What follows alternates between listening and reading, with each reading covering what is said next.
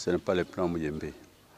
C'est un plan, c'est le SRP 4, c'est le quatrième plan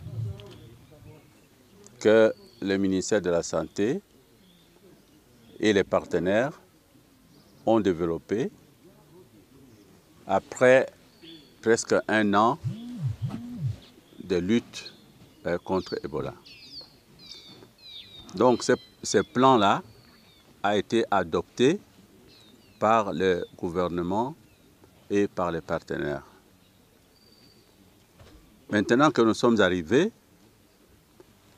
la structure change un peu, dans ce sens que la lutte contre Ebola, ce n'est plus un problème simple de santé publique, mais il sera abordé dans le cadre multisectoriel. C'est-à-dire, nous allons incorporer les ministères, par exemple, de l'Intérieur, qui s'occupent de la sécurité. Nous allons incorporer les ministères de la Défense, le ministère de l'enseignement primaire et secondaire, etc. Au moins 4 ou 5 militaires, 5 ministères.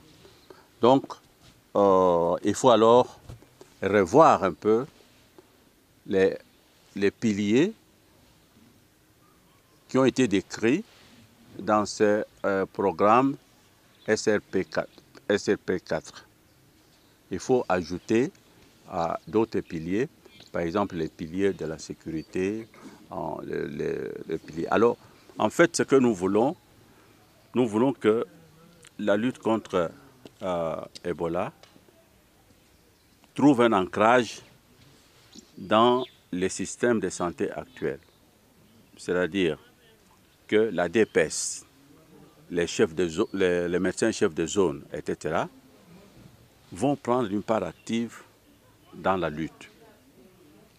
Et dans notre programme, nous avons prévu donc un comité multisectoriel national de lutte qui se trouve au niveau de Kinshasa, au niveau national, et puis également un comité provincial de riposte qui se trouve ici, à Goma, et un autre comité qui se trouvera dans la province de l'Ituri.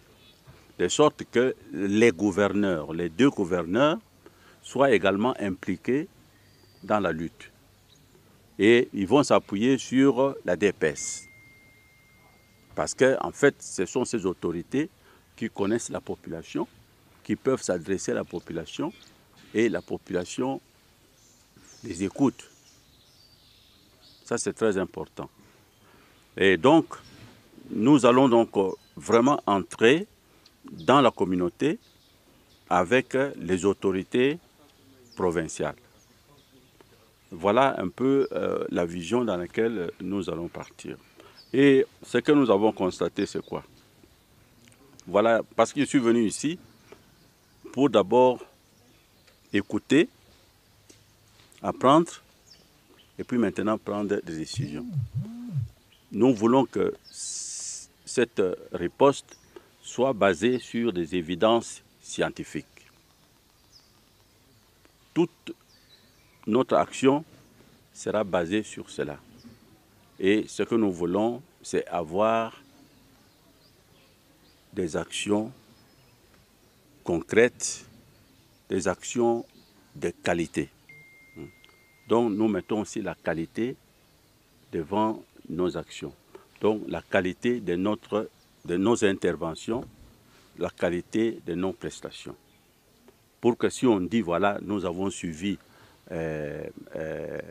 40 contacts sur papier, et si on va vérifier, exactement, on a suivi 40 contacts. Et ce qu'on a constaté, c'est quoi? C'est que pour le moment, on détecte que 50% des cas qui ont été donc infectés. 50%. Et d'après les prévisions qui ont été établies par des scientifiques, si nous continuons sur cette base-là, cette épidémie peut même durer 2 ans, 3 ans.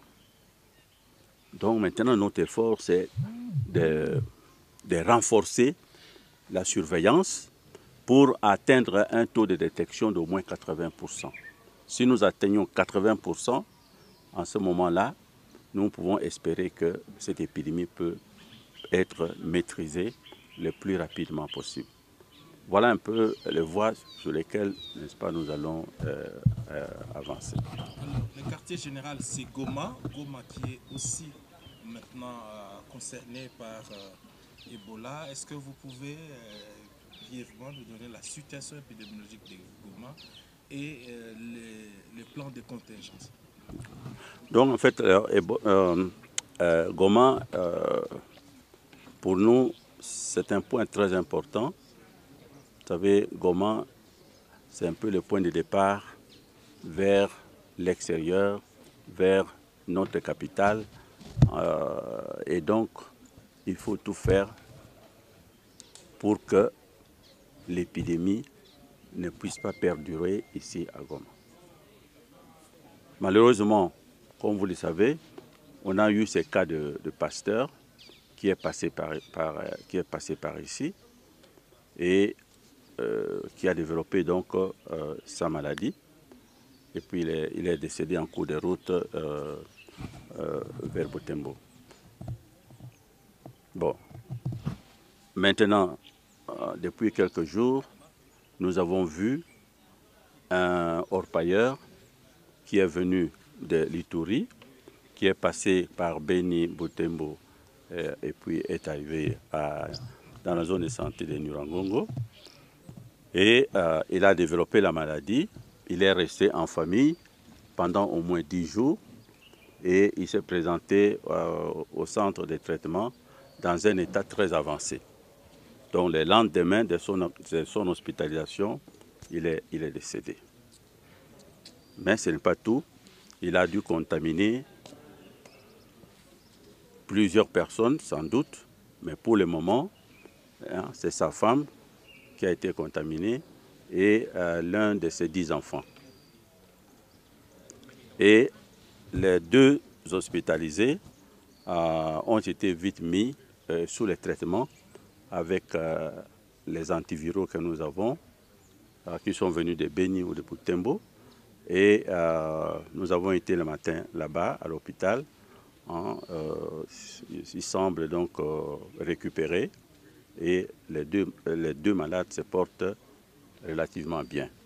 Donc nous espérons qu'ils vont donc résister et ce sera donc le premier cas guéri ici à Goma. Donc vous voyez que si on se présente tôt, les chances de guérison sont énormes. Mais si on se présente tard, après avoir développé la maladie, vous traînez à la maison ou bien dans un centre de santé, les chances de survie s'amoindrissent. Donc, nous disons que la situation sera certainement maîtrisée, mais nous devons nous attendre à d'autres cas qui pourront apparaître, hein, étant donné que ce malade a contaminé certainement plusieurs de ses membres de famille. Alors, je vous rassure également que la plupart d'entre eux ont été vaccinés. Et prions donc Dieu que tout se passe bien et qu'à partir de ces 2 qui ont été hospitalisés, nous n'aurons pas d'autres cas. D'autre part également, nous faisons tout pour que le virus ne traverse pas nos frontières et nous faisons tout pour protéger nos voisins de l'Ouganda, du Rwanda, du Burundi, du Sud-Soudan et du Congo. Voilà ce que nous pouvons dire pour le moment. Merci beaucoup, merci. Bon, donc, mes chers amis, je pense que nous devons faire attention. Donc, les fake news qui circulent dans les réseaux sociaux, nous devons, je crois, vraiment avoir la maîtrise de cela. Ça ne sert à rien de donner de fausses nouvelles. Donc, je pense que je suis la source, je suis ouvert Nous travaillons dans la transparence. S'il y a des doutes, vous me téléphonez ou bien vous venez ici. Comme vous êtes là, nous on dit la vérité. Il n'y a rien à cacher.